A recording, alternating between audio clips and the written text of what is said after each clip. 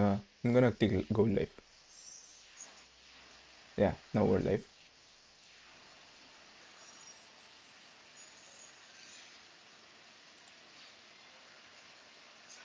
Are we live? Yeah, yeah, we're live. All right. 100% sure. Okay. Yeah, I saw it. Okay. So today is the day I convince you to stop using Blender or Maya or 3ds Max whenever you encounter some issue in Unreal, so you can have this masterpiece. Okay. So today we're gonna talk about the modeling tools. We're gonna check a lot of things about it, how you can use the modeling tools to stop yourself from the impulse of going to another 3D modeling package for something really simple that you can really use in Unreal right now. So that's my goal for this one. If I can convince you to use more the modeling tools inside Unreal, then it's a win for me. And I will be with Ram, our Hello. programmer. Yeah. Yeah. So I will try to teach him the way of art in this live stream series. Hopefully he's more enlightened now. Yeah, I want to know this new way of modeling because I was a heavy user of the BSPs and now those are deprecated, so they will soon be removed. Maybe. Yeah, it's the end of BSP. Thank you, BSP from Unreal 1. You will be remembered. Okay, you will be remembered. All right, so let's get started. The first thing you need to do is you need to go to Edit Plugins and here type Modeling, and you will see the Modeling Tools Editor mode. Be aware, beta version 0.1, so proceed with caution. However, I find myself that it's pretty stable and it has significant updates since the last versions, especially in Unreal Engine 5. We have a lot of new features. So once you activate this and you restart Unreal, you will be able to see the modeling tools here. Activate modeling editing mode. And when you click on it, you will see a lot of options you can use to model inside Unreal, create things, modify them, do a bunch of operations we will see little by little. So for this demo, I have some things in my project settings. First, I'm going to rendering, and I'm going to deactivate dynamic global illumination. By default is lumen in Unreal Engine 5. I'm gonna click none. Reflections, I'm gonna click none, so that when we work with heavier meshes, the calculations are much faster. That doesn't mean that it's slow. It's just for the purpose of this streaming. I don't want to, lose time on processing meshes and things like that. And another thing I did is distance fields. Generate distance fields, it's disabled so that we don't generate them each time we change the mesh. And once you have that, you're good to go. So let's see. The first thing you need to do is if you click here in the activate modeling editing mode, you have a bunch of options. You can create different shapes. Also, you have different options for create different objects that are more precise. You can edit models by doing the different operations, deform models, some transform operations, mesh operations like changing the topology and things like that, voxel operations, and some attribute edit modes, and also material edit modes, bake textures, UVs, and of course, volumes for collisions. So I'm not gonna touch here because that goes beyond the scope of this class, but we're going to go through most of them. Again, the goal is to convince you to use these tools more often. It's going to update very soon with more and more features. Ryan Schmidt from Epic is working on this. You can check his YouTube channel. I will share a link here. Let me see, copy, paste. You can check Ryan's channel for more details about the modeling tools, and also he's super responsive about if you got any feedback, any bug you encounter that you wish him to know, then feel free to reach out to him. He's an extremely nice guy, and he's working on these tools. So the first thing we're going to do is to go into the create mode. And in the create mode, we have a bunch of different options. And you will see we have the classical box. If I click here, I will have a bar of properties. This will be the same across different operations we use. So different objects will have different settings. In the case of if we want to create a box, then we will need to click here, and you will see we can create a box by following these dimensions. You can change the dimensions here, and it will change the box dimensions here, the depth, the width, and the height. You can also change the subdivisions here, like you can go to 13. If I press Alt 2, I can check the wireframe, and I can increase or decrease how many subdivisions I want. Okay, and the reason this one is too small is because this guy is too big. So just be aware of that. Normally this is big enough. So another thing is like, notice that as I go along this mesh, my box snaps to the normals of this object. So this is very useful if you want to like continue to model some stuff along the normal. That depends on what you want to do. And the way you can change this is positioning align to normal, uncheck this, and you will be able to move without the normal restriction. It will always follow one axis. In this case, it's the z-axis. You can also target surface change to a scene, which is basically this. You will check which objects we have in our scene, and we will be able to create the object in different positions. Or we can go to the ground plane, and inside here, you will have an axis here, basically the grid, if you can almost see here. And it will always be along the grid, regardless of how many objects you encounter. So let's talk about how we can create these objects. Very easy. If I click on this, I already create one object. And when I click complete, you will see that I have a name here. Usually it's just a random number here. And if I click browse, you will see that it's in my level blueprint. And my levels, maps, I have this. I'm using this map modeling practice 02. And I will have this folder name _generated with my username. And here you will see all my generated files I have used with the modeling tools. By default is this folder. However, you can change this folder by changing to current folder or AutoGen folder, which is the global, which is here in the content generated. This is the global one. You can also do that. But if you want your objects to be inside the level you create and kind of a little bit more organized, just feel free to use the default option, which is the word relative. Okay. So let's keep going.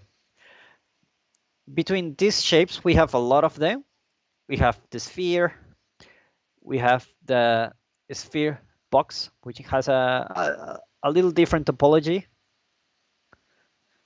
We have the cylinder, which is one of the most used ones, like the cube, the cylinder, the spheres.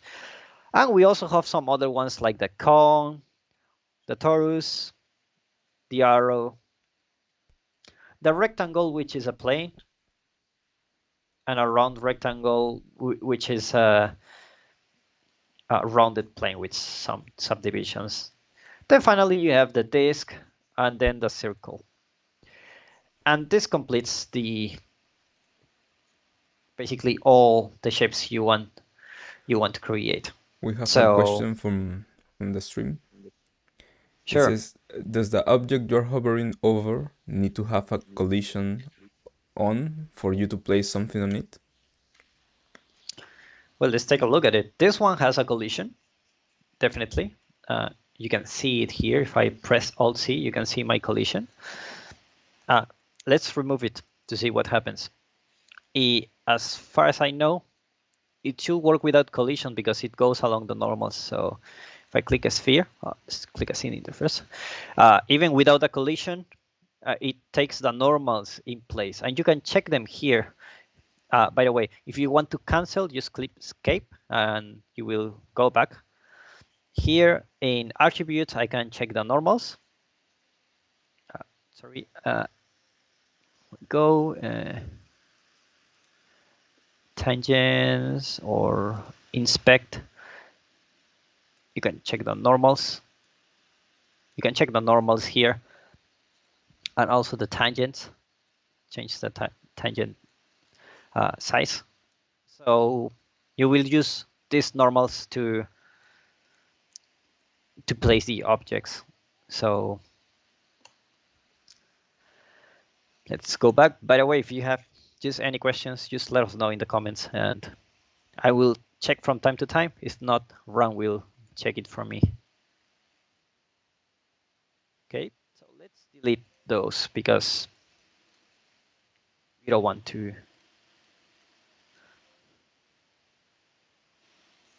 Okay. So there are other ways to create primitive. Let me move this one here. And this is a very cool way to create primitive because, you know, this one can be a little bit, how to say, inconvenient. Like, let's say you want to create like a wall. You may do this, things like that. And then you may want to model. And then you will scale things up and kind of like create your level.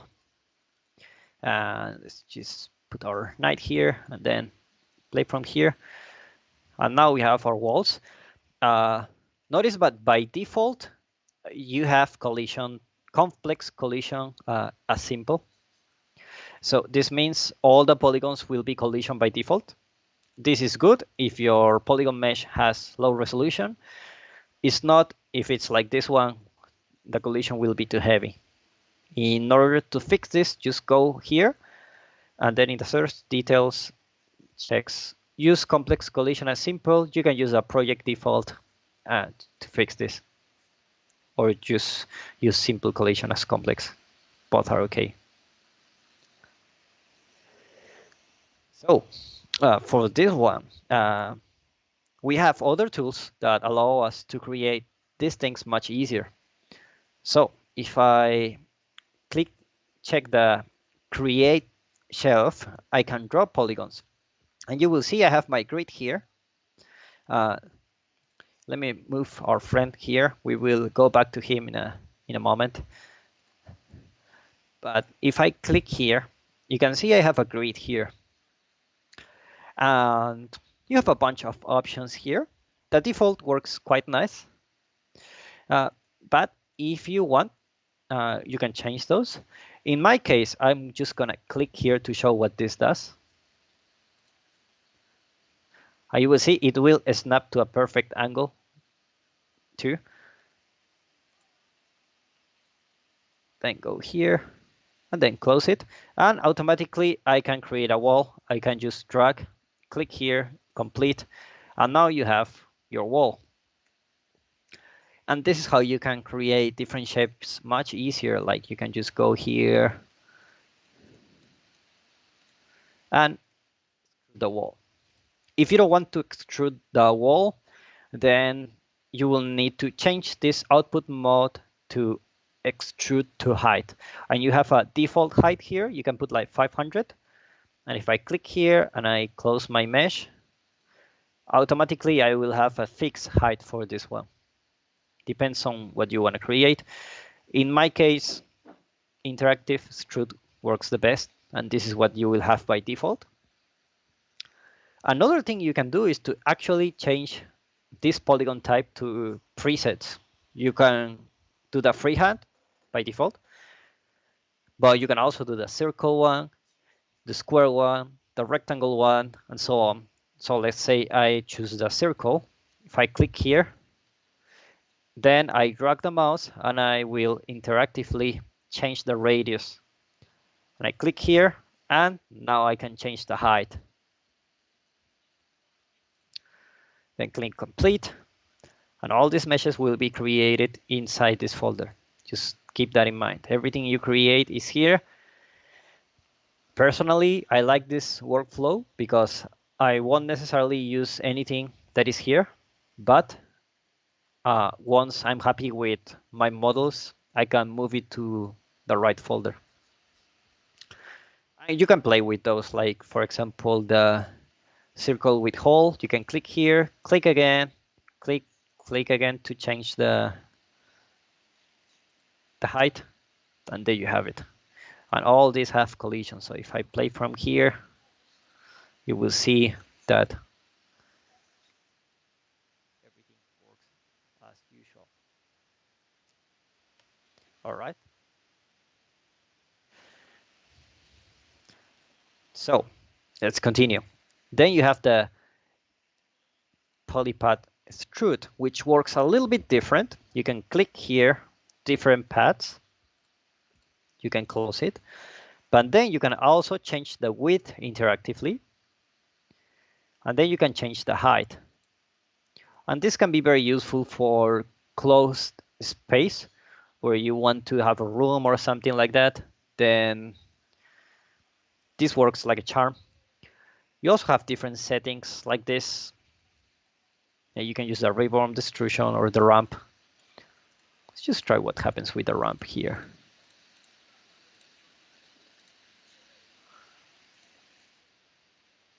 Okay. A bit strange, but you can play with it. So another one you can use is the path reverb. And let me delete all of those. We don't need them for now.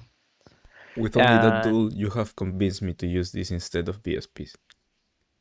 Yeah, it's really this more will easy. replace BSP, and it's very stable. So far, we haven't crashed. So yeah, you can use it right away. So the revolve, it's amazing. You can just use this, like you can drag the profile you want. Say here, I want to draw this profile. And then I will close this one, and look what I have. It's like it's been duplicated and extruded many different times, and I have like a cylinder, and I can change like how many polygons I want, the resolution. I can also change like which axis I can go. I can go this way. And I can also change if I want complete 360 degrees, or I can change it and cut it like half or any other angle. This is very useful. You can also flip the normals. So if I check this, flip mesh, you can already see like I have a little level. If I play here, let me increase the size of this, and I play from here, I have a small level I can play with. By the way, if you like the night, check the links in our YouTube channel so you can get it. So this is a very interesting way to to have levels. So feel free to play with it. Super interesting. You can change the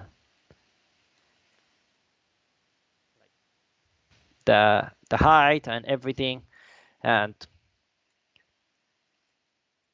super cool stuff.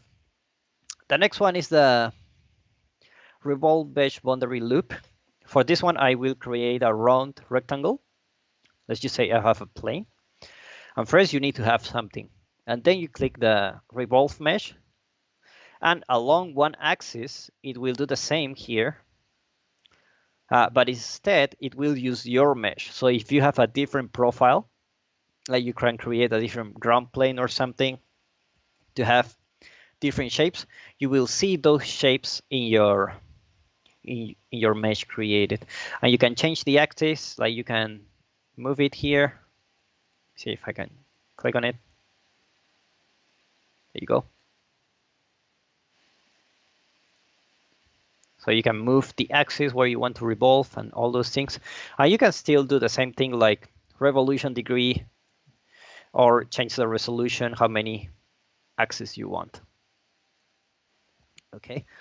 Once you're done, click accept, and now you have your new mesh. Very cool stuff. So another thing you can do is to duplicate this asset. Let's say you want to modify this one. And the problem with this is that you will modify all the instances that are here. You are modifying this asset.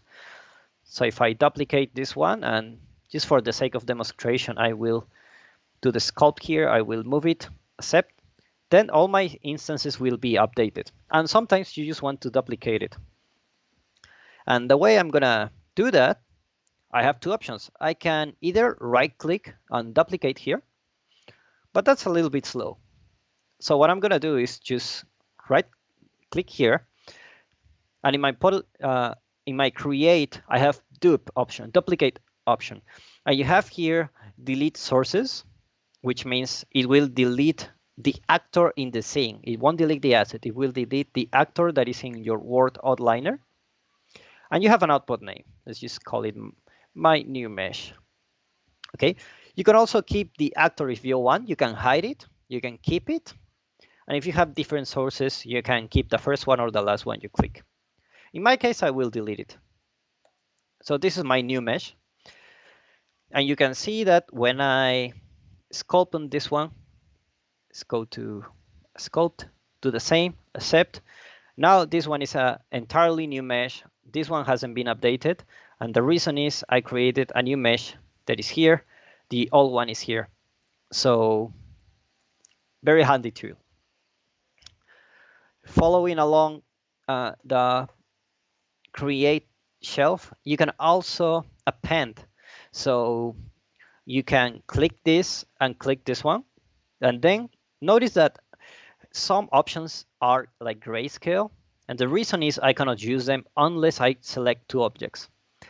And once I click the first one and then I go to the second one, I can click on append. And this will combine the sections and create a new asset. I can either create a new asset or modify the first one I click or the last one I click. In my case, I want a new asset, so I will check new combined. And I will keep the sources for now, so you can check. Okay, so now that I'm here, I can move this, and you will see I have my mesh is combined. So this is very useful when you want to create new assets or things like that. Personally, I use it for like create this bridge very easily. It's a bunch of assets I can duplicate. Now this looks like a bread because I sculpt on it, but let's just say you want to create, like, you have different assets. Instead of going to 3D Studio Max, you can just go to let me go to my Megascans and click static mesh and type wood. Okay, and I will select this one. And I will just duplicate these ones. just like this. Alt. And then check all this, rotate.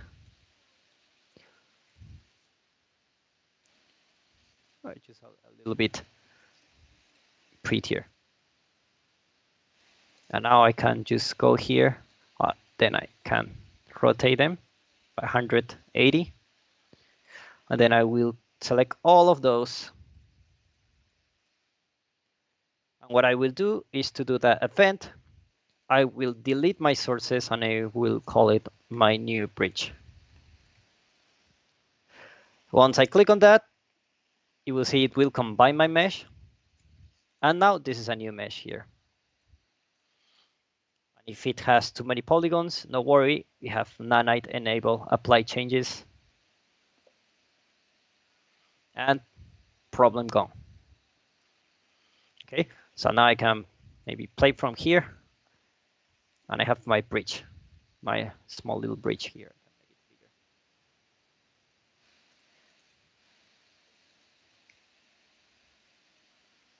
Okay. So that's for the duplicate function. Any questions so far? There was a question about enabling the plugin and it not showing up. So And there might be two reasons. First, you need to restart the engine. Second, is here up. I'm not sure if you're using Unreal 5 or Unreal 4, but make sure there is enough space. Sometimes this in Unreal 4, you can like decrease or increase the size of the windows. Make sure you have enough size to check it. Otherwise, you will see an arrow here.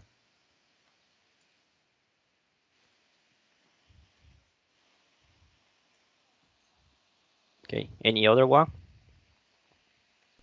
nope. Jeez, this is a very dangerous bridge. I didn't notice they have the spikes here. We should have rotated.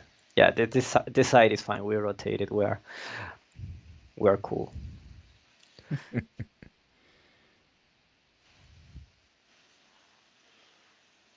Okay, let's move on. So just make sure that the one you create, let's check the collision. Use complex collision as simple. You don't want that. Or you can apply the convex collision, which has a significant improvement in Unreal 5. It's much better, much more accurate. Just try it out. It's brilliant. There are a lot of things they haven't told you because it's not like the big changes. But for this version, actually, it has a lot of small little changes that you will like. Okay, so you can see this is how we created the big head guy. Can check the mega scans. Let's just have some fun now. So let's grab this guy. Let's grab this guy. And let's increase the size of the head. Let's rotate it. There you go. You got a masterpiece.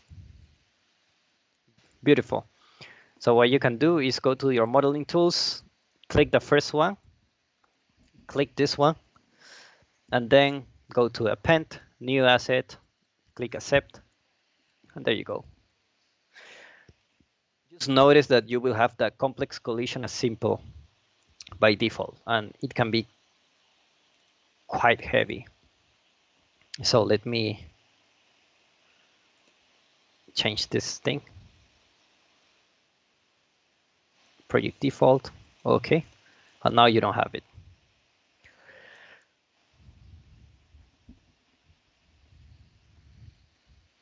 All right. So let's move on. We have the poly model and the triangle model.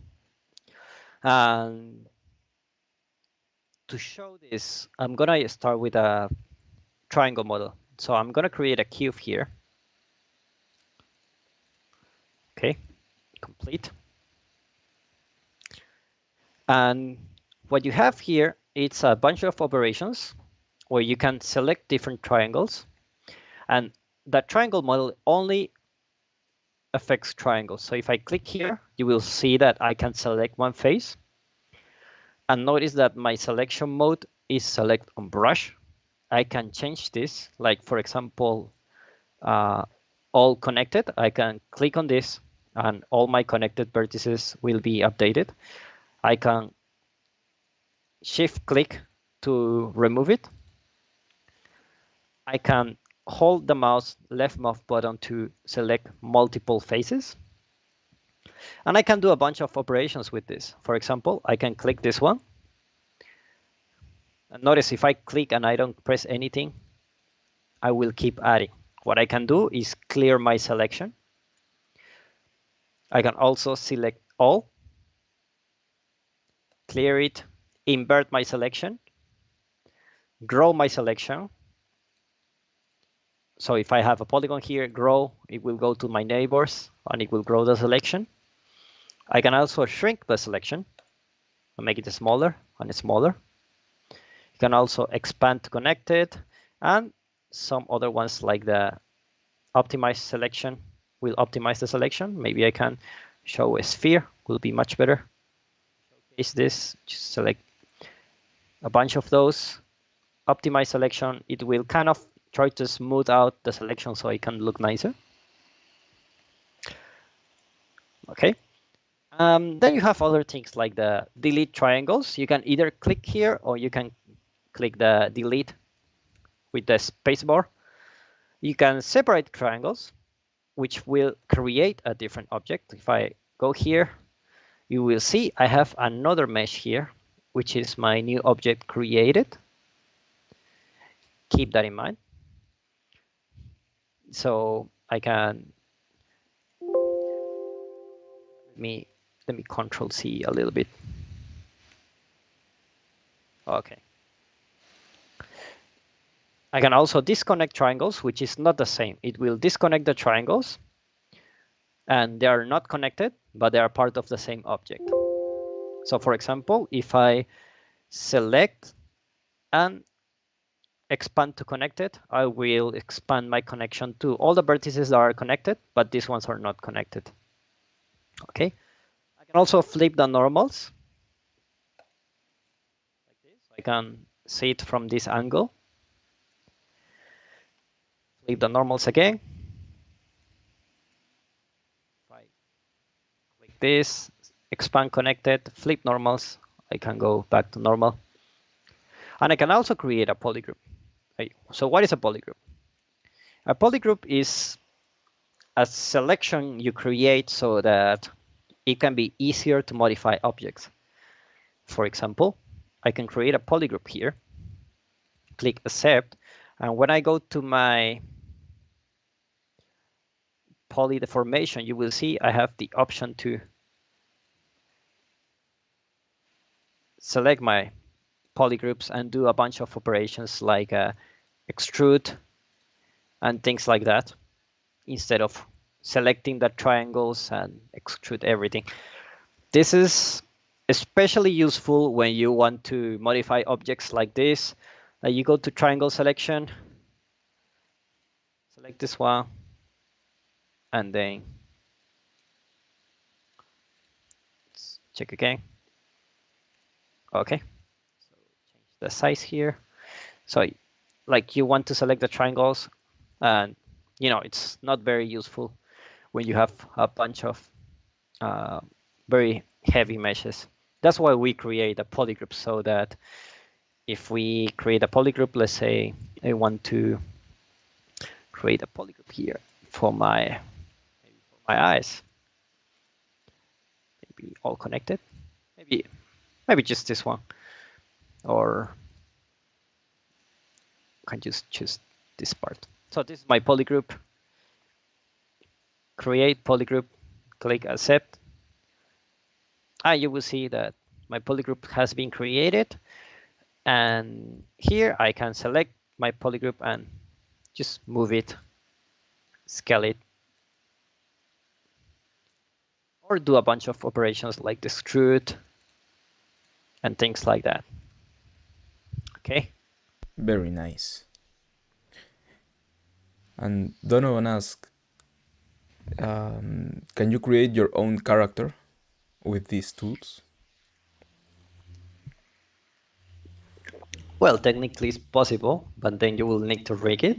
But I wouldn't recommend using these ones for modeling a character. I personally use these ones for prototyping, blocking out the level, and also modifying objects that from megascans or something, just to make it a little bit different. So I wouldn't create a character using this. But who knows? Maybe Epic surprise us in the future. They always do when they update the tools, and it's like amazing.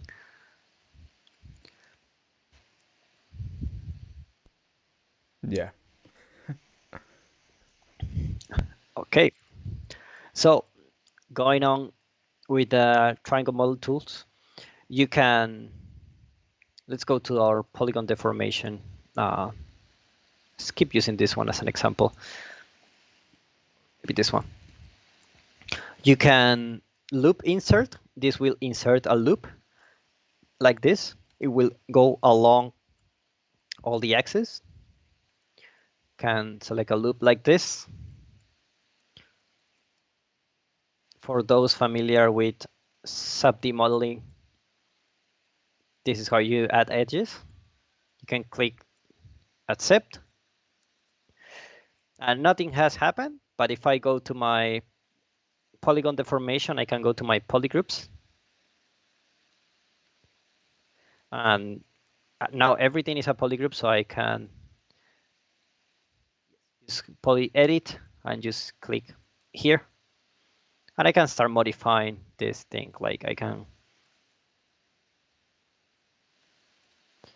go here and then click extrude. Oops, let's do it again. Poly edit here, extrude. You can extrude like this, or you can offset, which is like a extrude with a scale. You can scale like this also. Now be aware of the size of this. If it's too small or too big, it may have problem with the gizmo. So just poly edit. You can do a bunch of operations here. You can inset.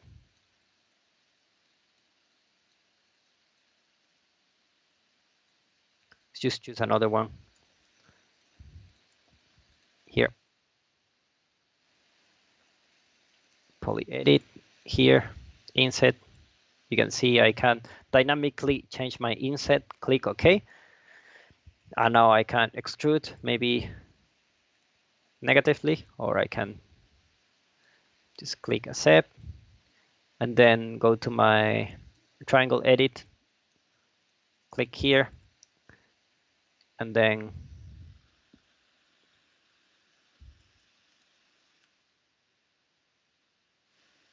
let's go to more options here, or go to my polygroups, and then just go down or extrude, things like that. So this is very useful. Another thing you can do is the edge insert. So if I click here, I can just draw the edge where I want. I can just click where I want to connect those edges. And then I can go to my poly edit, and I can just click on those and then just move it a little bit.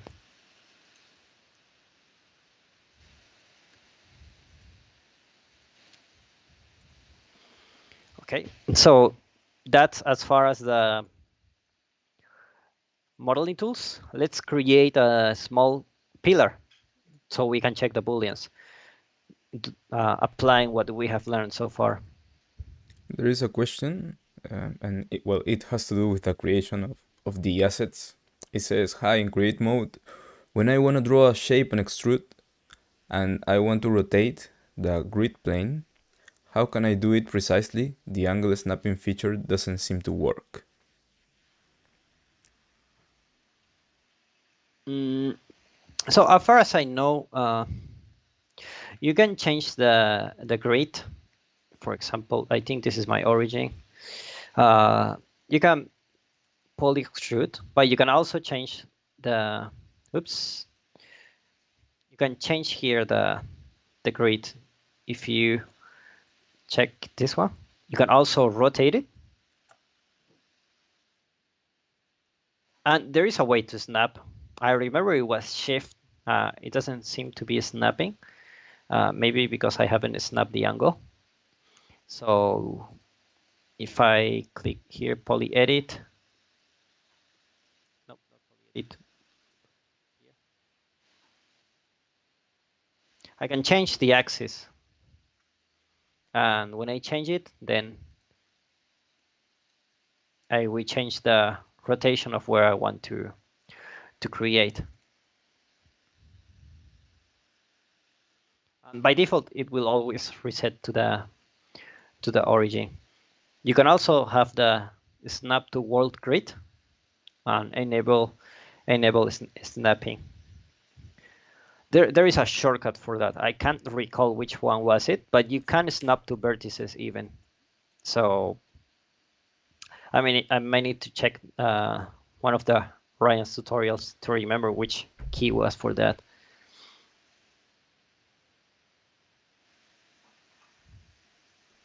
Okay.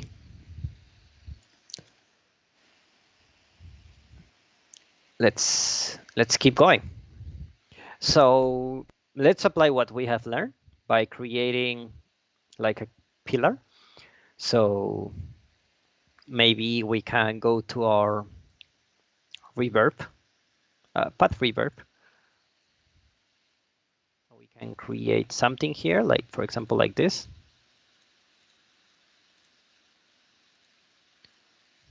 And we can change the normals and also the, maybe something like this.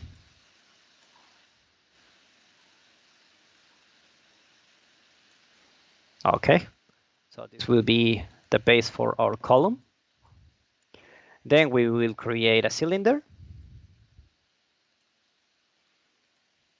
And we will put it here. We will scale it up. And then we will create another one, let's say a box here. And this is our ugly column. Later, I will show you how to align objects. Actually, I will show you now how to align these objects. Let's just say you want to put it perfectly in the center of the cylinder. You can go to transform. And you notice I have the align button, but it's great. I just need to click on this one, then click this one, and I will be able to align objects. So first one, I have the options to align to X, Y, and Z. I can also align the first one I select or the last one. So I can align to only X and Y, or only X, or only Y, or only in Z.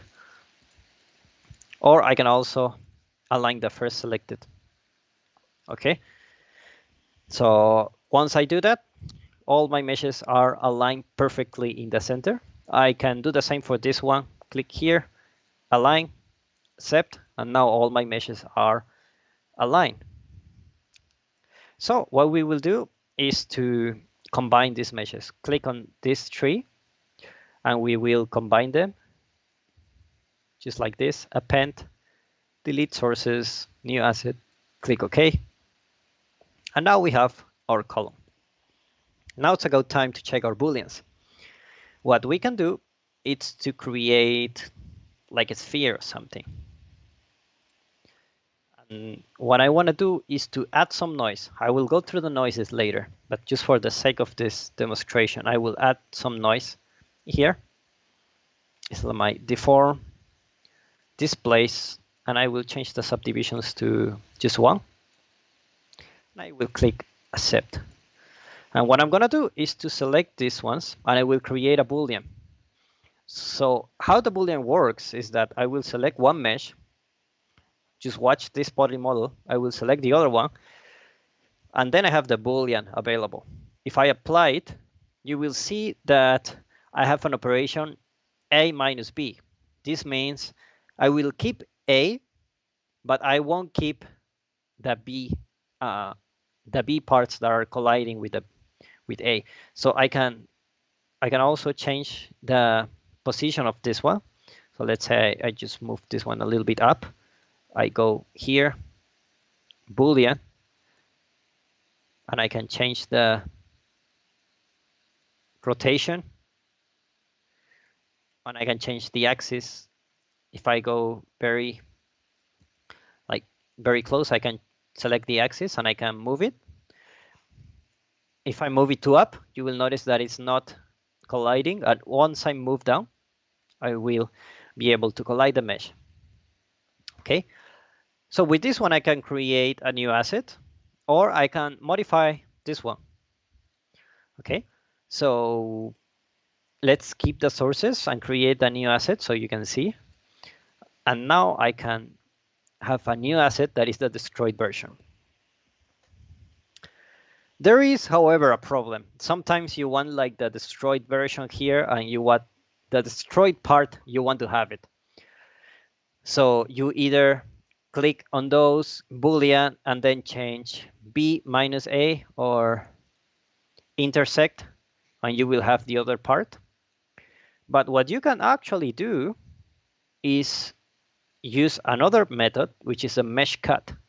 And you will see that I have highlight my mesh, and this will cut my mesh. If I click accept, let me move this one. You will see that nothing has happened, but now I have two meshes. I have a new mesh here, and I have my previous mesh here. So what I can do is to put this one here and rotate it a little bit.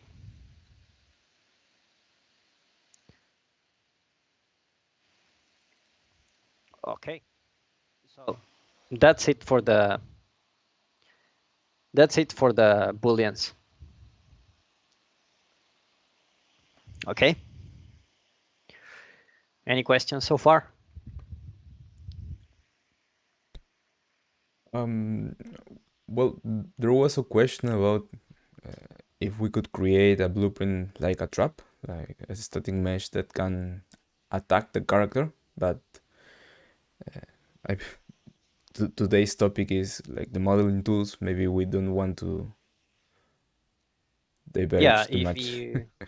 if you want to add functionality to the things you create, you just make sure you click let's say this is your trap, go to blueprints, convert selection to blueprint class, and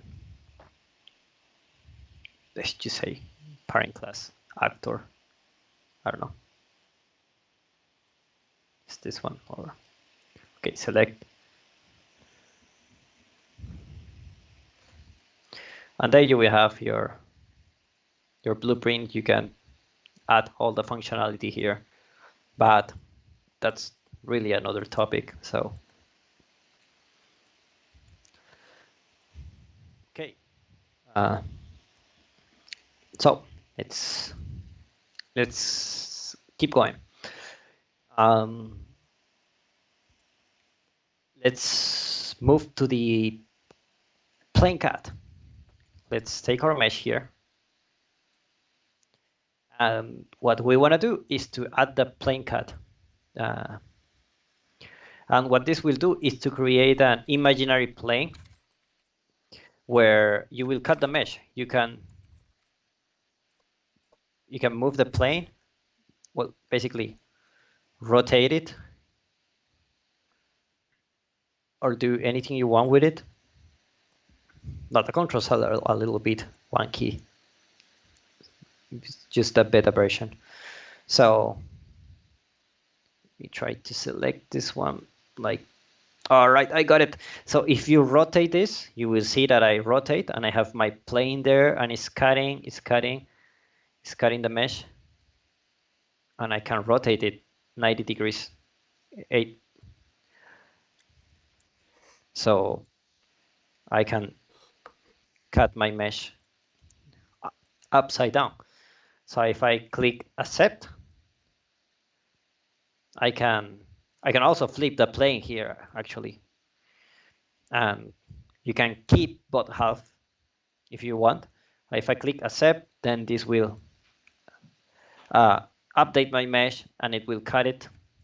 It will apply some UVs here. Let's do something else. Let's select these triangles and let's delete it. Let's just say angle filter. Okay, let's just say we are deleting this. Okay, if we want to close the hole, what we can do is to go here, and then let me, it should be one of these options. Hole fill. So if you click here, you will see that it's highlighted in red. If I click on this one, I will close the hole. I can clear, and I can select all my holes, which happens that I have some here, and I click accept.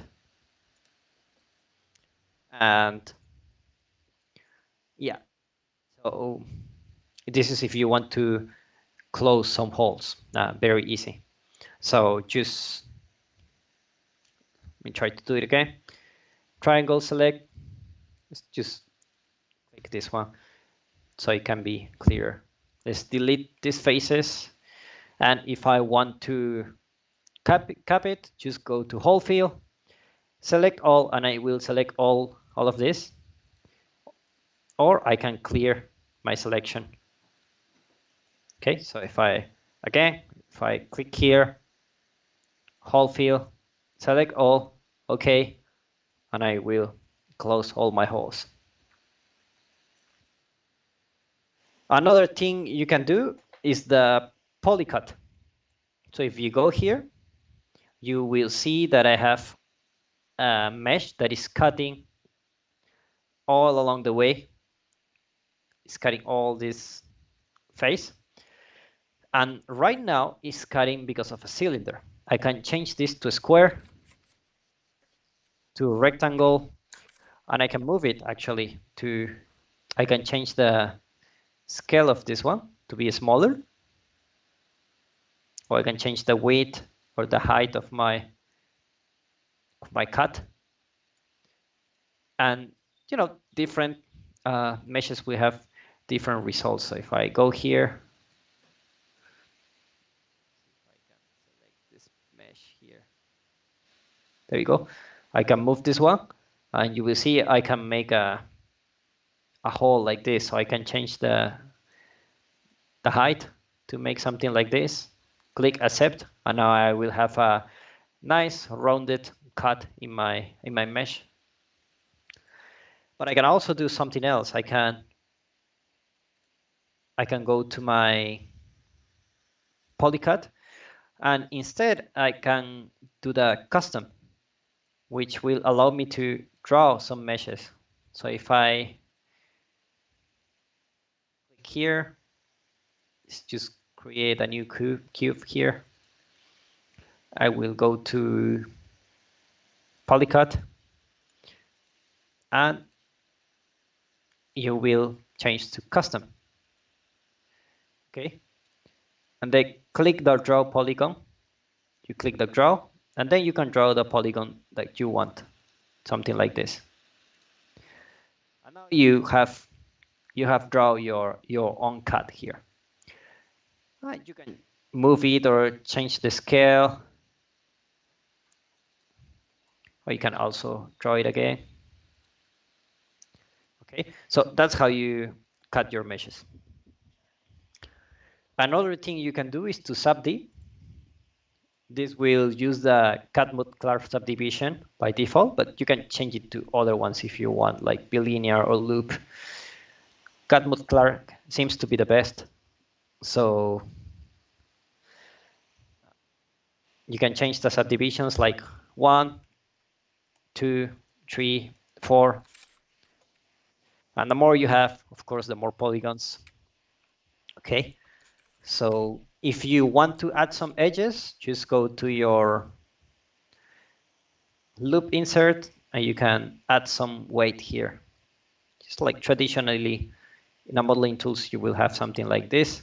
And this area will preserve all the polygons. If you go to subd, now you will see this area gets smooth, but this area gets sharper.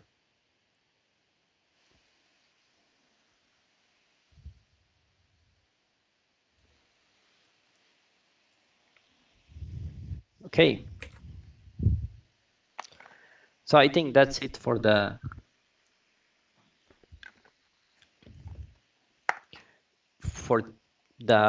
poly modeling operations.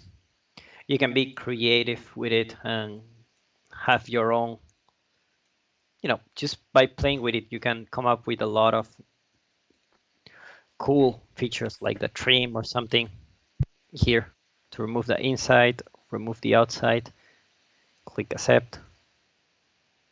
Now if you move this one, you will see you have a new mesh. Very cool. Very cool.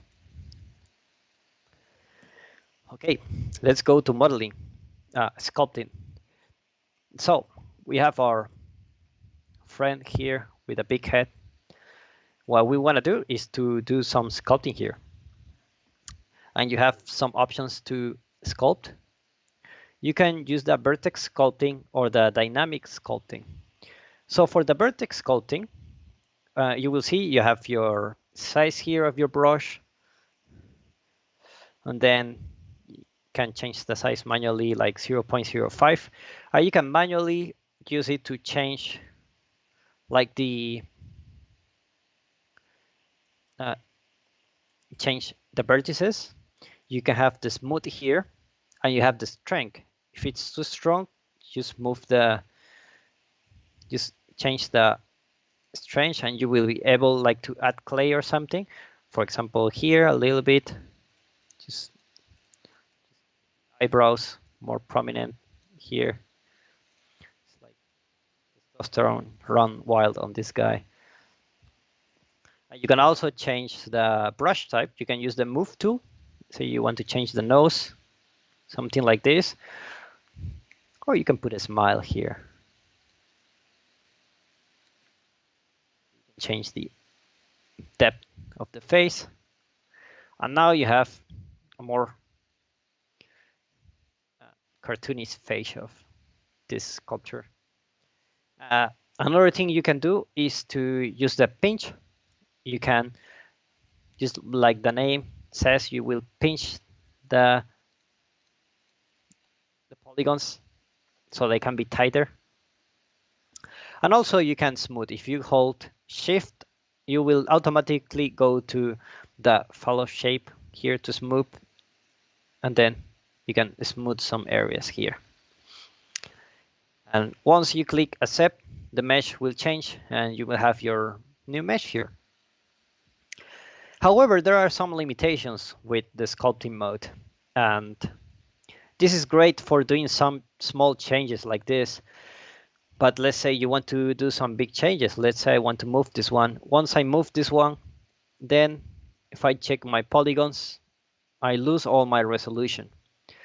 And this is where the dynamic sculpt comes into place. And this is very similar to Dynamesh in ZBrush.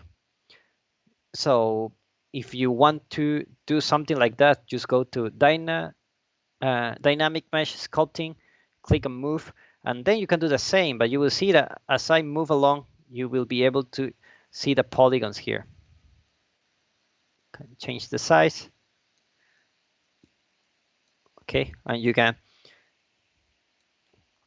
create something that can have any shape you want. You can increase the size of the hair, or you can increase the size of this one and move it here. Click accept. And now you have an ugly version of this dude. This is extremely useful, like if you want to modify some terrain or something. That helps a lot. It's a happier version of that dude. You think so? Could be. I think that's a matter of perspective.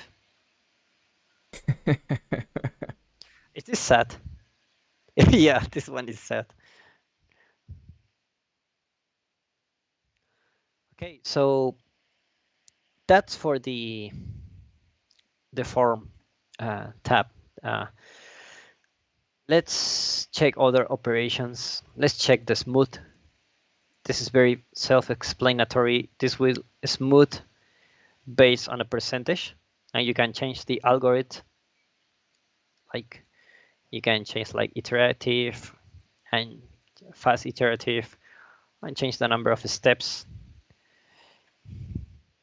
You want to change if you want to smooth your mesh.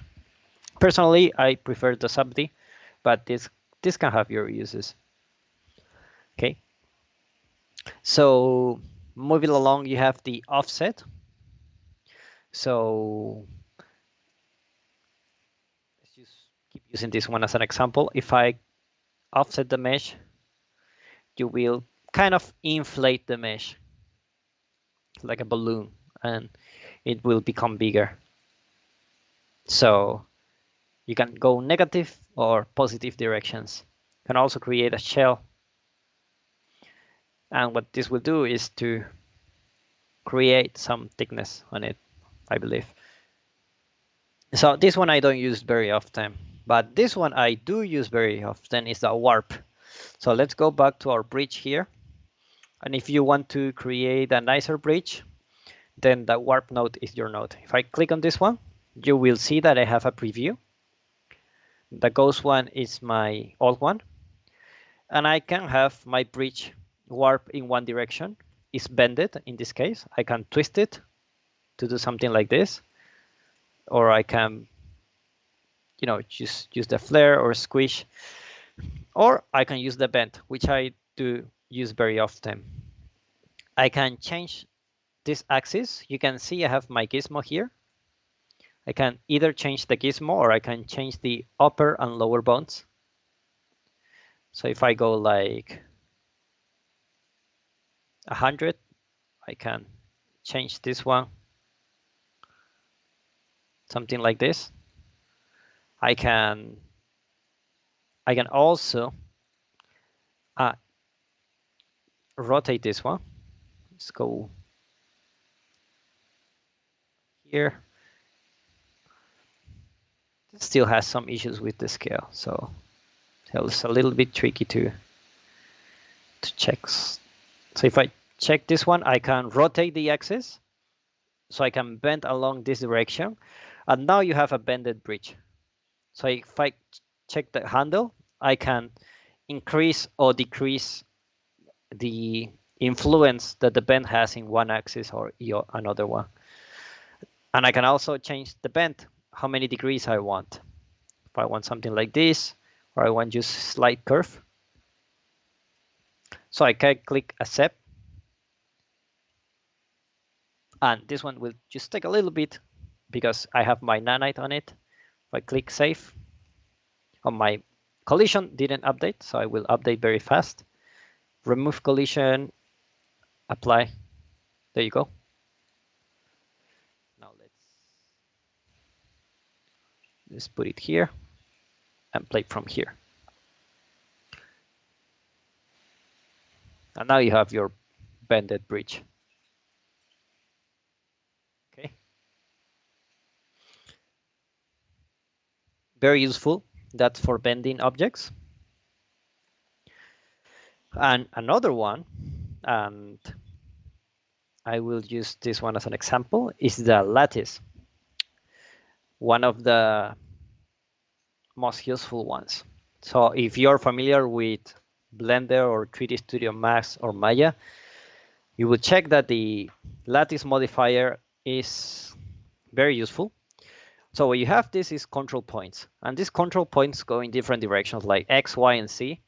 You can multiply them along all those axes to have different handles. What you can do is to change those handles, like let's just say 2 by 2 by 2, which means I have like a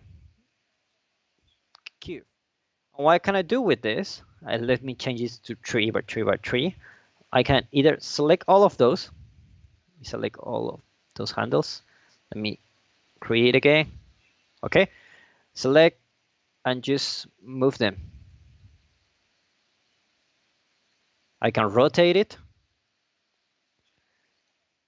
I can scale it. If I go close enough,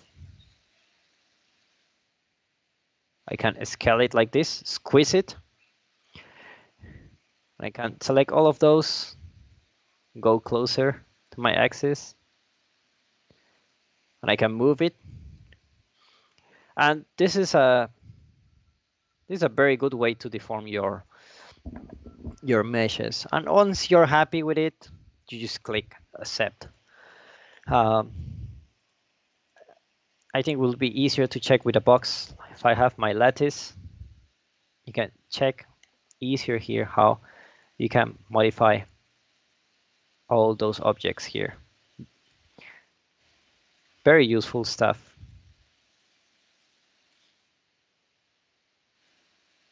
Okay, click accept, and now I have my bended cube.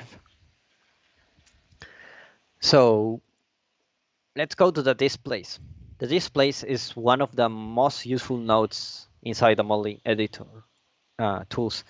So the displays, it's a way to displace polygon along different axes. You have a bunch of different options for this one.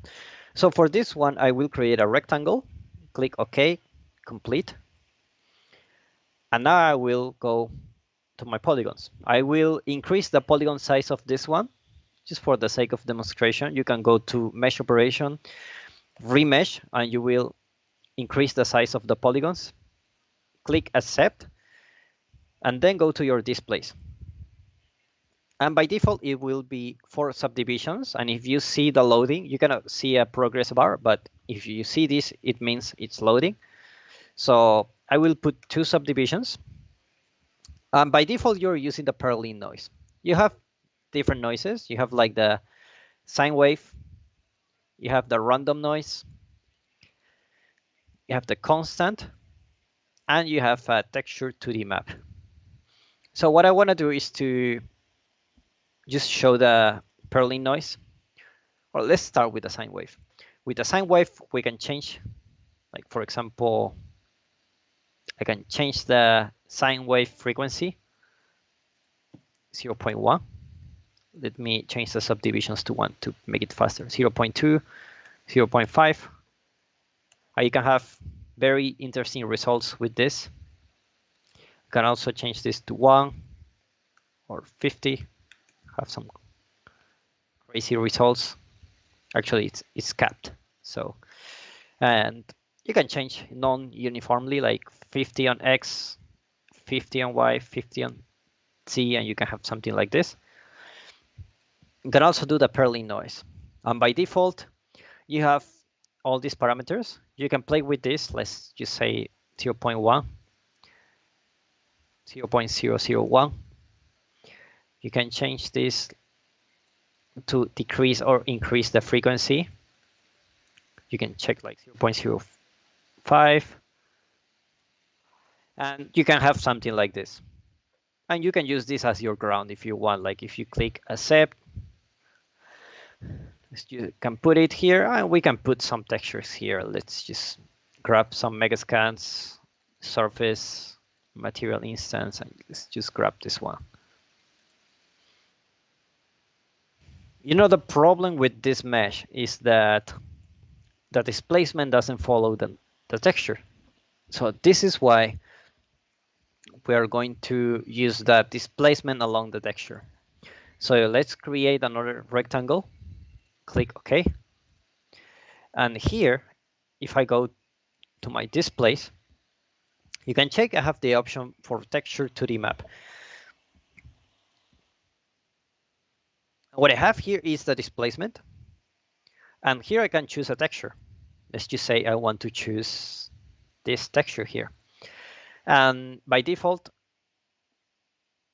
it will be very hard to see anything because I don't have much subdivisions. So what I will do is to go to Remesh, click OK, Displays. And now you can see I'm using this texture, which has the height map,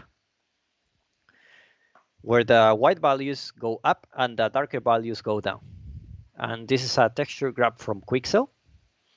So if I check here, I can actually apply my material here. And click Accept, and you will see I have my material here that goes along my texture. And this is extremely useful because you can actually tile this. If I click Alt, you can actually tile, and they will tile perfectly. And by using this method, you can create a floor, something like this, and you can actually combine all of those. Go here, Append, New Asset, click Accept, and this will be our new asset. And if it's too many triangles, you can just go to Mesh Operations and go to Simplify, and we will go through those steps little by little, but you can simplify by percentage or triangle count. Let's just say like 5,000 seems to be a decent number for this one. And you have your low poly version of this. Or you can use percentage, like modify by 50% or 25%. And then when you click Accept, then you will have your mesh here. If I play from here, oh, this one is a little bit small, so there you go. I have my floor here.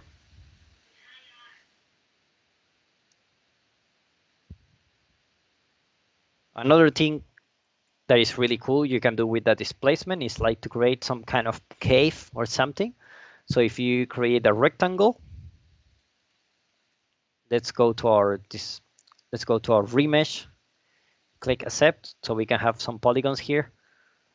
Then let's go to our displace options, and let's change this to maybe this one.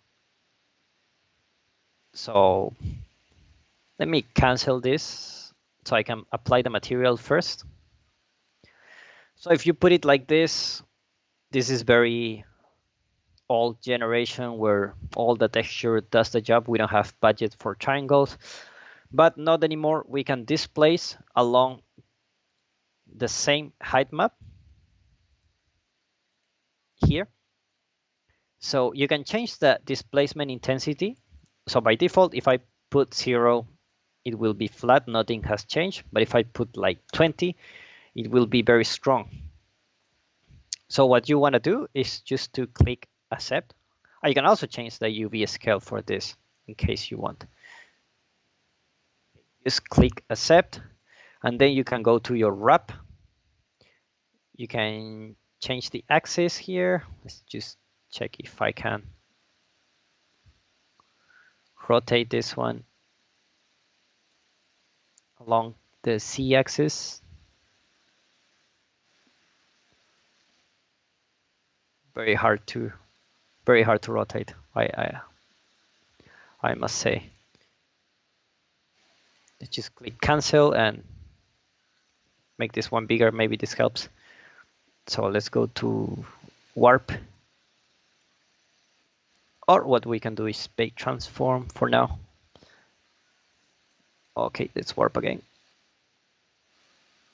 Let's be very precise with this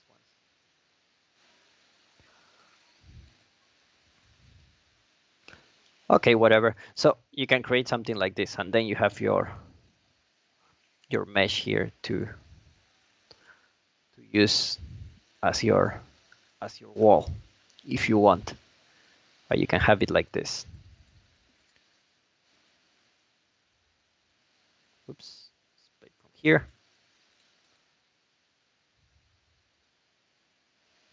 And there you go.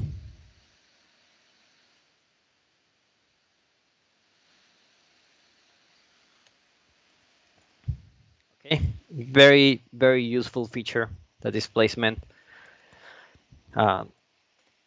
It's one of the most useful ones, I should say. So let's keep going. So far, any question? No. You can proceed with the All right. topic. So just keep in mind that this may seem overwhelming at the beginning, but once you play with this, you will be able to do a lot of stuff. I can show you what I did with it. Let's go back here to our. Let's open this project. Let's make sure this one is real time off. And let's put something like this. Let's just hope our computer doesn't crash. Yeah, we don't want it crashing it. Yep. In any case, it can open very fast. So, okay, there you go. So we can go to our showcase level.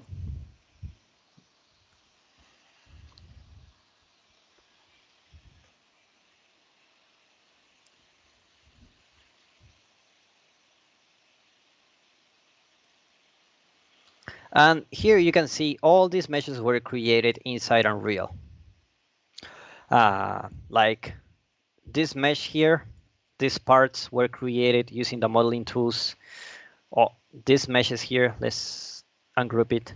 Like this mesh here, using the modeling tools to create unique meshes. This part also made use the modeling tools.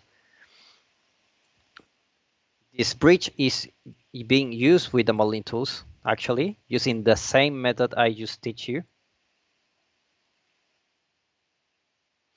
These ropes were by blueprint.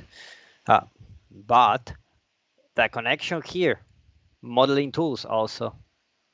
Nothing has been modeled here outside of Unreal. Here is another version of the tree from Quixel, which is bended using what I've just shown you. And all this is used the modeling tools. Nothing is being used to, we are not using 3D Studio Max for this one. This one is also used modeling tools for this one, modeling tools for this one. Very, very cool stuff. So just to give you a glimpse of what you can do with the modeling tools, this is a finished map. So you can see that you can actually extend it to use it in real cases where you actually need to do something cool. You can use the modeling tools to create those. So this is very, very useful. Okay. So by the way, if this is from a paid tutorial, if you are interested on it, let us know in the comments and I will put it. But just for a demonstration, like you can actually use the modeling tools to create something that it's, you know, unique. Okay. Let's go back to our example here. Awesome stuff.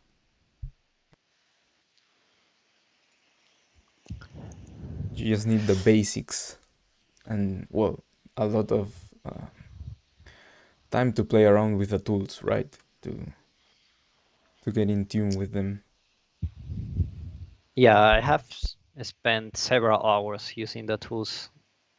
I will not dare to say hundreds, but thousands for sure. So, and it's going to get better. It's just going to get even better. So the more you use it, the faster you get with it. The more you realize you can actually do more stuff in Unreal than in outside of it, and faster with real-time preview in context of your game environment, which is awesome.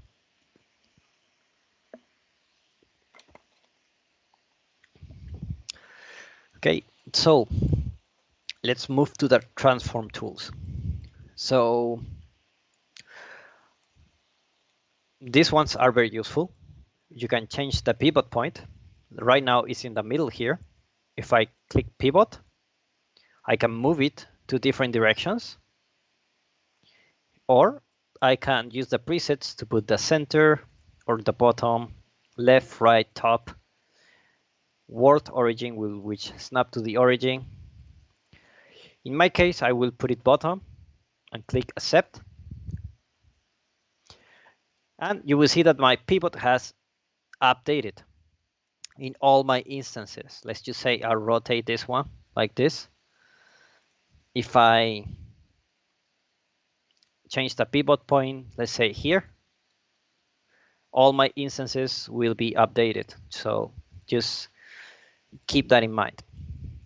So let's go back to my pivot point, go to my bottom. Okay.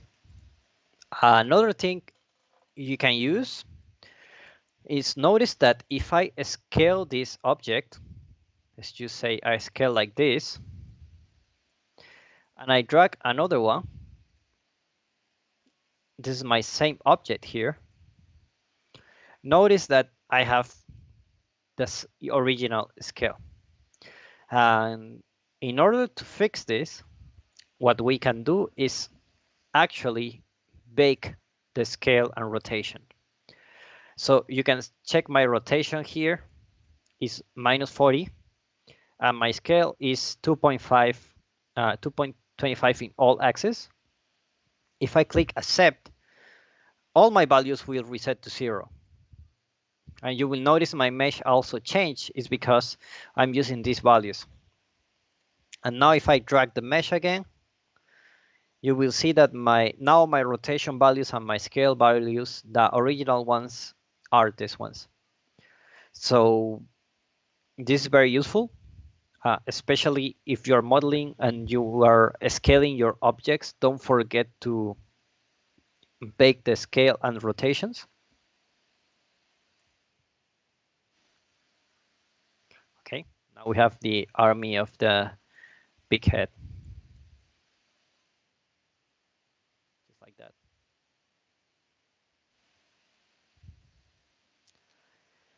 Okay, so let's move on. Let's delete the army. Looks like the cheap version of the Unreal Engine 5 version, where they have all the statues in the Lumen in the land of Nanite. So for this mesh, we can actually simplify it. We can change the polygons. We can change the percentage. And you can check the red seams are actually seams from my UVs. We will change the UVs later. You can change the percentage by maybe 50%, or you can put a triangle count and put a number like maybe 500. You can have a very low poly version of this, or maybe 10,000. And it will try its best to get like 10,000. Can change by vertex count or edge length, like to try to keep it unified across all edges. And so you also have the different simplifiers, normal aware, UE standard. And some of them are better than others. But just keep in mind that it will be a little bit slower, like the UE standard. It may do a better job, but it just takes a little bit more time.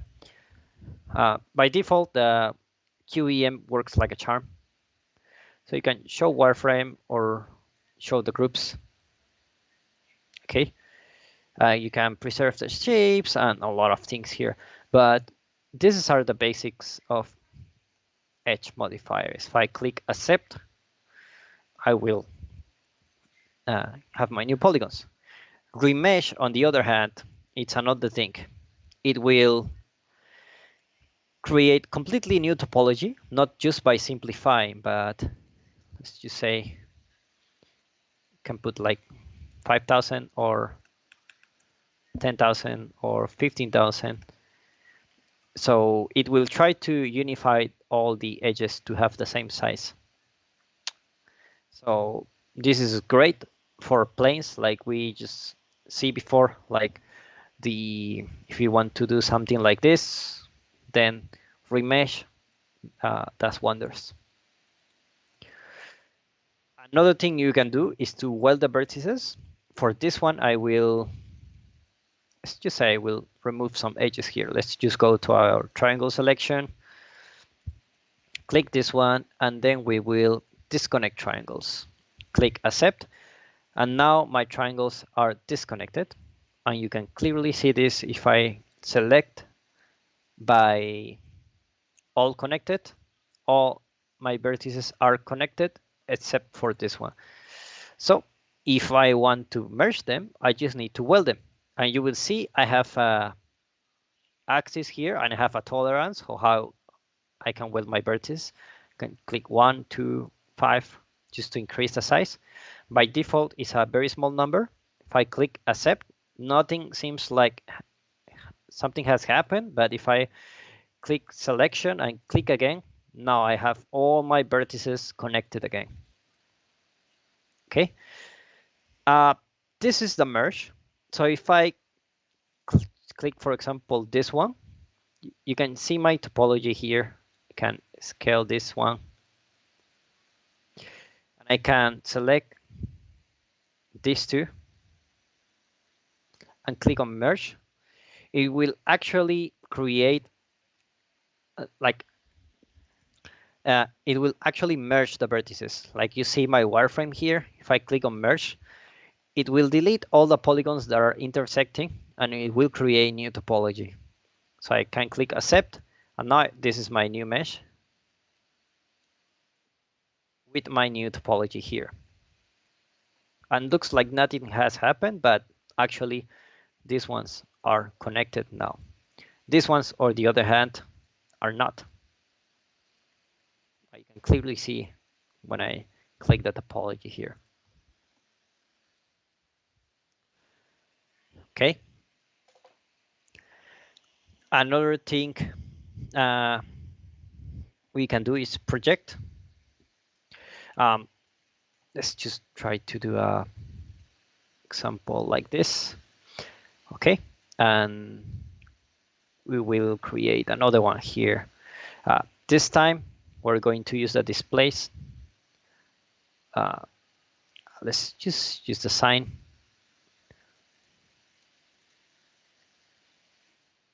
Maybe something like this. Very, very extreme case.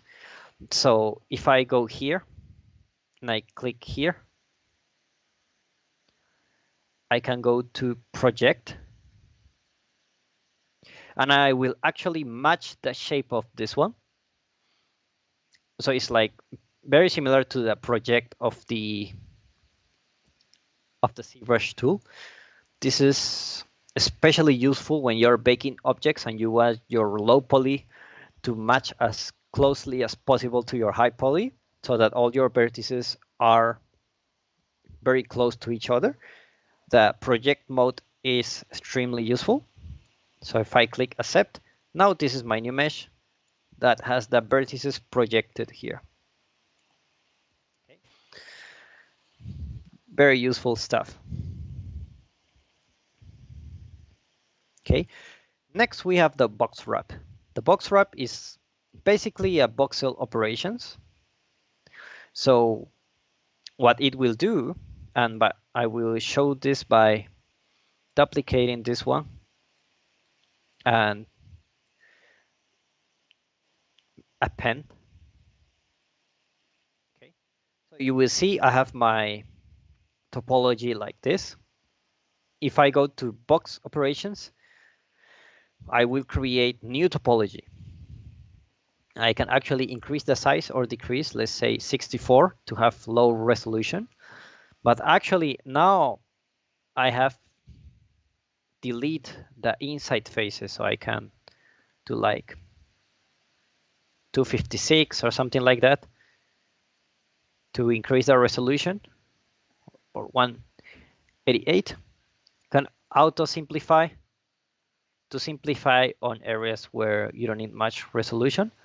You can actually remove the intern here. Okay. And this is the voxel. So if you click accept, you will see that I have a new mesh with no UVs. The reason I can see this like this is because I don't have any UV. Okay. I can also use the another voxel operation to play with those. But we will use this often when we want to, apply some details. Okay. Next is the inspect mesh attributes. It's a little bit hard to see because all my tangents are very big. So you can change the wireframe. You can check the UV seams, which we don't have because we don't have UVs. We can check the normal seams. You can check the vertices, the edges, the wireframe. It's basically an overview. You can also check how many triangles and vertices you have. It's just like the name says, it's an inspector. You can change the normals. For example, you can change by normal threshold. You can change like this, or do something very low. So you can have different normals here.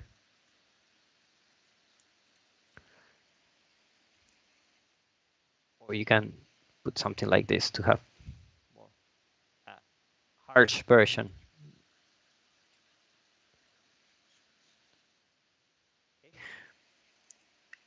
The normals are easier to see here. If I click on this one, normals, you can check.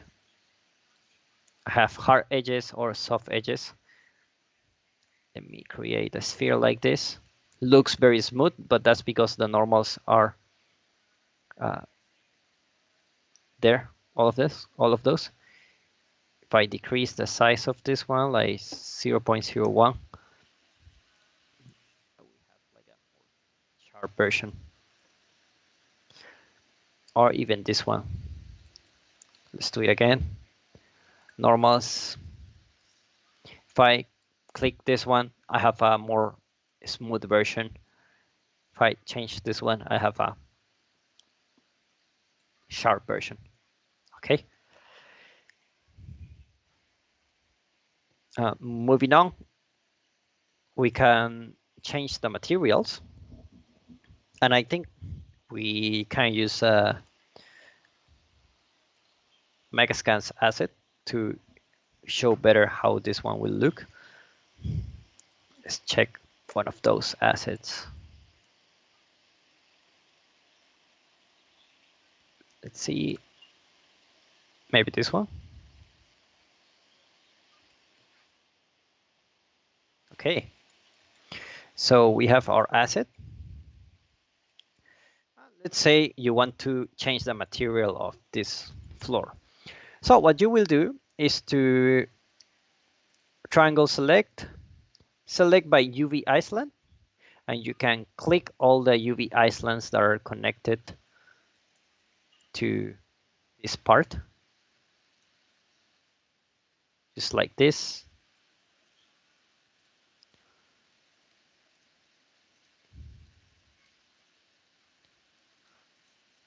Okay, and you can create a polygroup if you want. Click accept. Okay, And what you can do is actually change the material. So if we go here to materials, attributes, let's choose material edit. You can do the same operations actually. You can click by UV Iceland, or you can click by all in group here, which is the group we created. And you can see we can add materials here. Can click add, and we have a new material. It's just for the sake of demonstration, let's just put the material gray. And now what we can do is change the selected material to use the index 1. Index 0 is our previous material. Index 1 is our new material. And what we can do is assign selected material.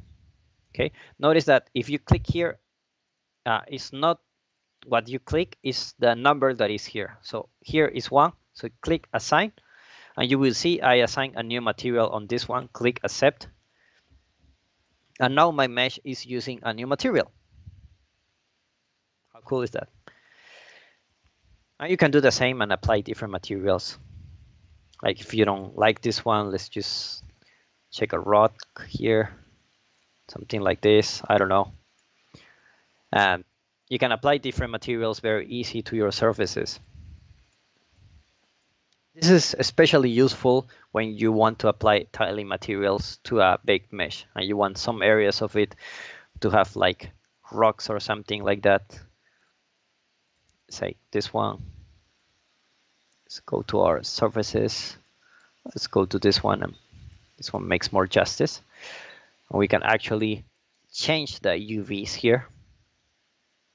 The transform UVs. You can check this one, and you can transform this just like this. You can put different UVs here. Okay, we will move to UVs later, but for now, this is the way you can assign different materials.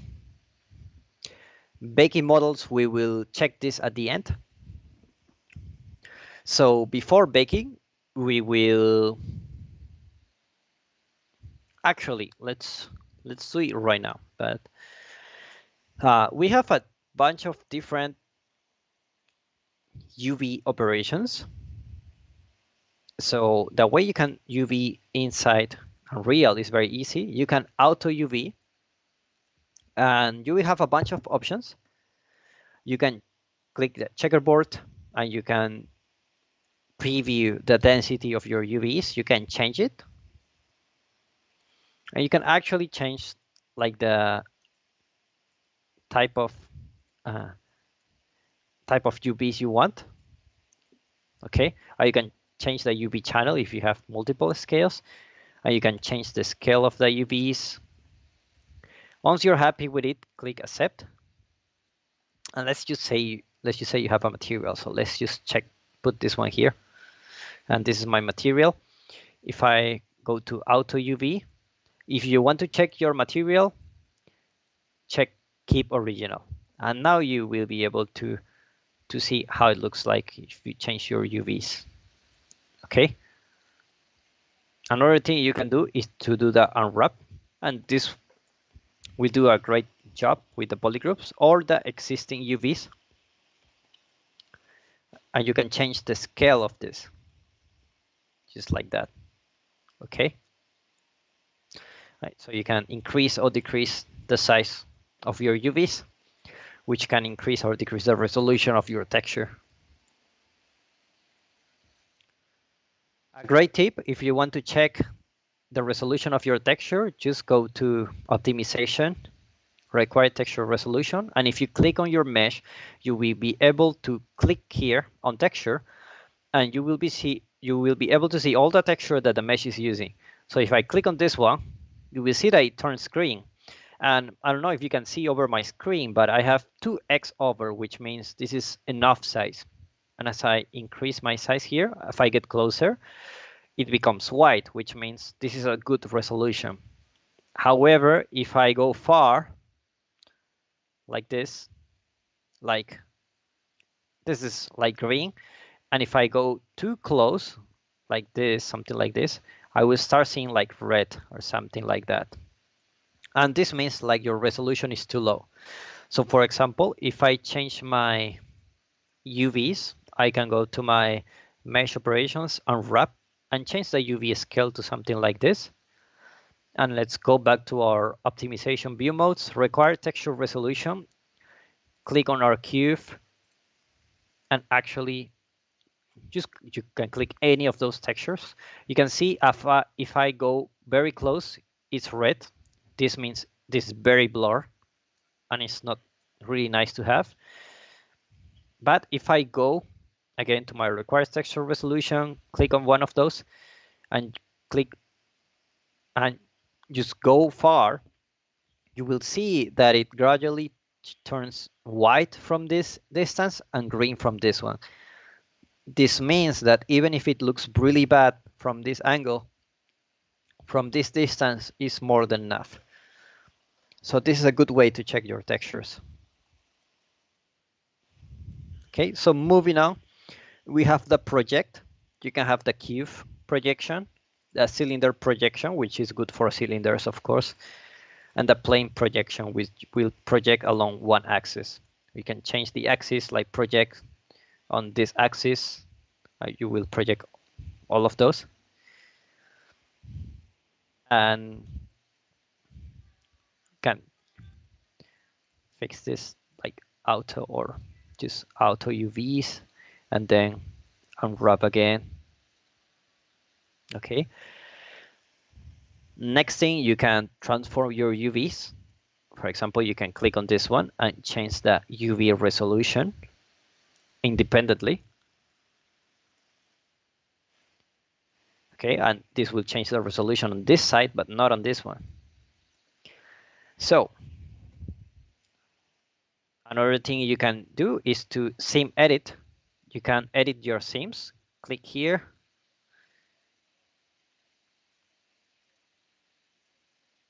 And then click on this one here.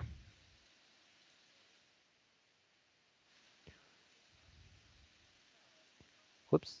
I believe it will be easier to check here. If I go on this one, same edit, I can just click on this one and then just click and drag where I want my seam to be. If I create a new seam, click OK, and I have create a new seam for my mesh. Click accept, and now I have a seam here. So just keep that one in mind. I saw that Rizzo Gaming has a question. Go ahead.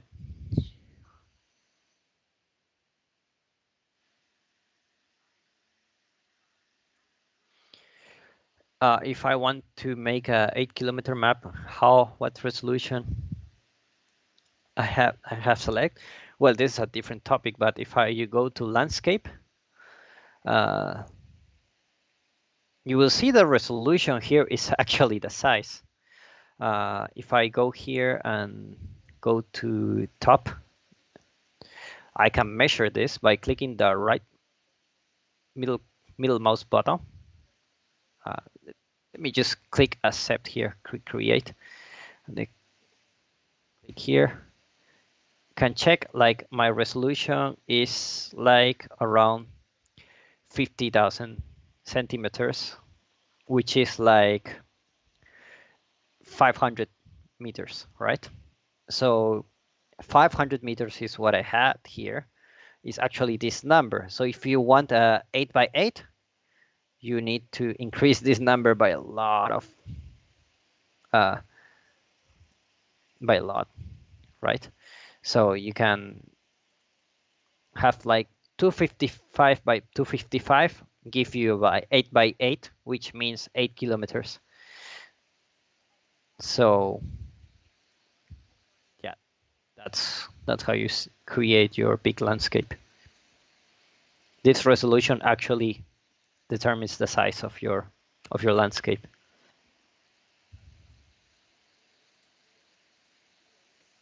Okay. That's good to know. All right, let me just drink some water before going to the baking, and we will wrap it up.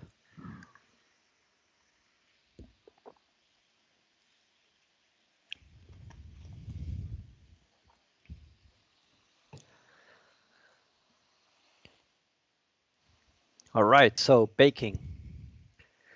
You can actually bake objects in a reel, and this is an awesome feature actually.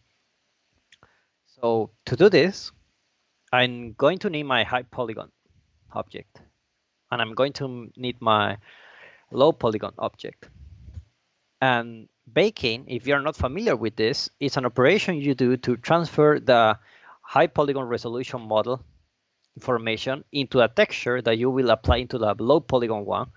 So you can fake the resolution by using 2D maps. Usually a normal map, an ambient occlusion map, and a base color map where you can bake all the information so you can use the low polygon mesh and still have the high quality resolution texture. So how do we do this? First, we will look for our mega scans, and I believe is this one. Let's just look for a high polygon mesh. Should be this one. Okay, so this mesh has a lot of polygons. You cannot see it because it's nanite, but if I go here and I uncheck this and apply changes, you will see that I have a lot of polygons. And this is very heavy. So what I will do is to duplicate this one and create a low poly version. Okay. And let's just assume you don't have the scan. So let's just see how you will do the low poly inside Unreal using the methods I have just shown you. So notice that because my mesh is so high, so many polygons, it will take a while to duplicate the mesh. So this is my new mesh, exactly the same. So what I will do is to voxelize. I will do the box wrap.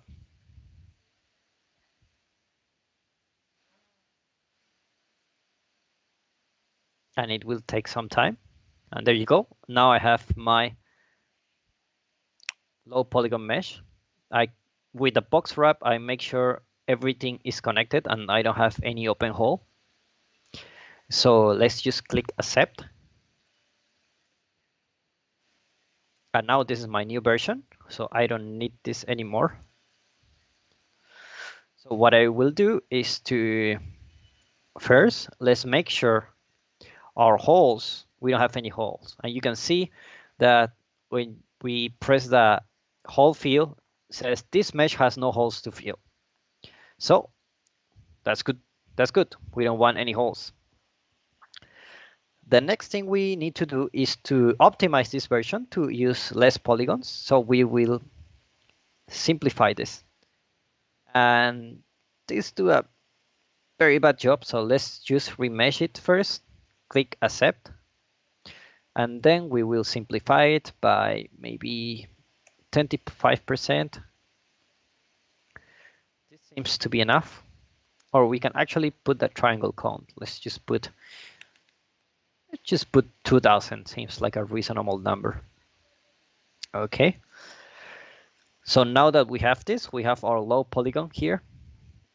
Now we will put the normals and increase the normal size.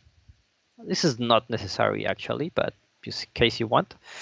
And now we need a texture. So what we will do is to do the auto UV. And you will see I have my checkerboard. And some of these are distorted. So I will click accept and then I will click unwrap. And then I will go to conformal.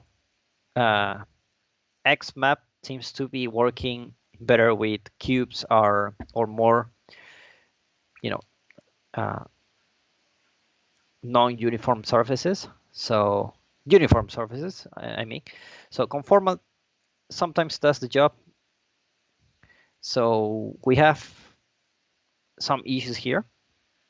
Like this part is a little bit stretching. You want all your squares to be as less stretch as possible. So what we will do is to actually create some seams here. We'll go to seam edit, and we will go here to draw the mesh here, and we will close this one just to have something like this. You can actually create a seam for the face. Currently, there is no option to delete seams. This will be coming in the future, as far as I know. So we can only add. Okay. Let's just add some seams here.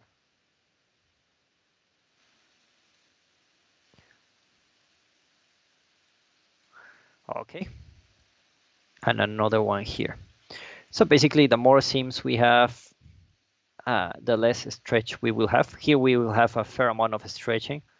So let's keep it like that just to have a look. Oops. Crash. Okay, it happened. And I didn't save, so we need to open our level again. Actually, we can just use this one. We can go to our Megascans, 3D assets, static mesh, and we will look for our mesh here. Okay. And we will duplicate this, go to our modeling tools, and do the same. Just duplicate, delete sources.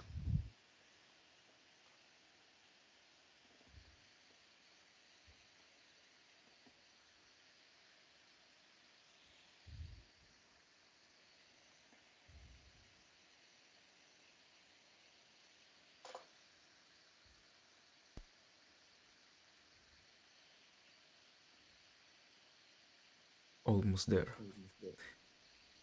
Yeah. Okay, so now that I have this, let's go to our box wrap. Now, this one already has UV, so you don't really need to voxelize, but I'm just doing this for the sake of showing how you can UV your mesh. Otherwise, it wouldn't make sense. Just decimate this and that's it. You don't need to bake anything because you already have the textures. But if you're bringing data, like scan data directly into Unreal, then this is a good way. So accept. This is our new mesh. Let's go to remesh again. Accept. Now we will simplify this mesh. Let's just put like 20%, or maybe just put a triangle count 2000. Okay. Now we have our low poly. We can auto UV. Click OK. Unwrap. And click OK. And now we have our UVs. And another thing that we need to do is, like, if we go to layout, we can actually see the layout here. Make sure your UVs are in 0 to 1 space. Okay, so if we go to transform, you will see that by default, my UVs are outside the bounds of 0 to 1. If you want to bake, make sure you have the repack. You can change the resolution for 2048 to check the padding. And of course, you want your UVs to be in 1. So click accept. And now that we have our low poly, there is one thing we need to do. Looks like we have some shading issues here. We will apply the tangents, click accept, and now we will bake. So we will click this one.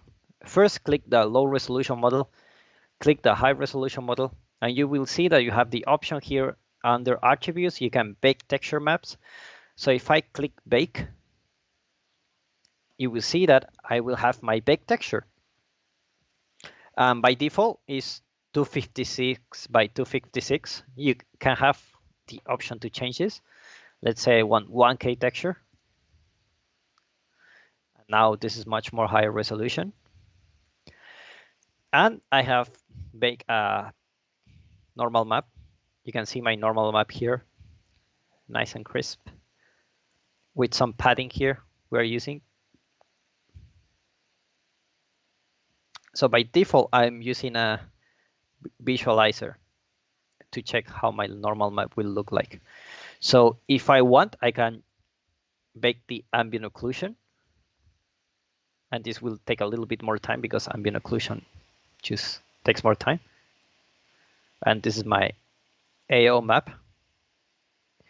Or you can texture to the image. And by this, you need the texture of this one. So we will need to find this texture here, actually. So let's go to this one and change the textures here. Just click on this one. And source texture will be this one. And for some reason, it looks darker. I don't know why, but it just happens to me when I bake. The base texture looks darker. Probably will be updated in the future. For our case, we just want the normal map.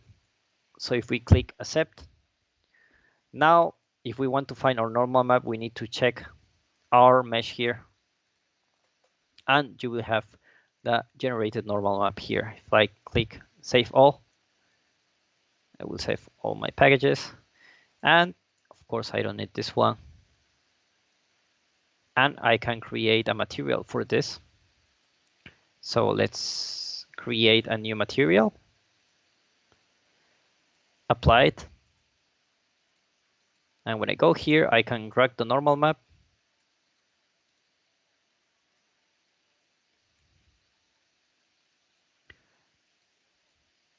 And I can change the base color. Let's just put something like this.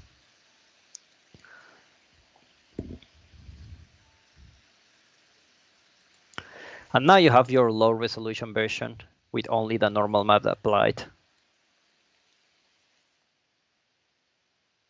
And you can see, I will uncheck my nanite. See the difference here in how much resolution you have here and how much resolution you have here. Of course, nanite solves these issues, but in case you're doing a mobile game or something like that, and you still need to go to the traditional route, you can bake some things here. There was a question about baking the mesh inside Blender or ZBrush, that it may be better, or what is your opinion on that? I also think it's better. And definitely, I think that the tool is very promising. The way that you can be able to actually bake inside Unreal. The good thing about this is that you can actually check how it looks inside the engine. Normally, you will need to bake in Marmoset or ZBrush or Blender or any other 3D application, and then you will re-import your mesh and check how it looks like. By that time we're showing this, the baking tools are not there yet, I believe. There is a lot of work need to be done. So I will still, if you want the highest, like the best resolution possible, the best quality, for sure, go for other 3D modeling package. However, I'm very positive about this, that they will update in the future and it will just be a blast. I'm sure of it. This is just the beginning. For now, stick to another 3D modeling packages to get the best resolution and the highest quality. But this is just to show what you can do with the tools.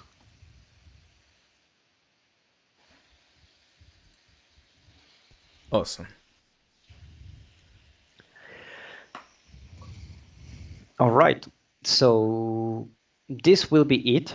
There are some others that you can convert this to a mesh to collision. Let's just say you want to convert this mesh to a collision volume. You can create collision for this one, and you can add collision to your mesh here. You can align boxes, oriented boxes, minimal spheres, things like that, or convex hulls. You can actually do the collision here and has some interesting results. Another thing you can do is to convert mesh to volume. So let's say you want to convert this to a volume and click OK.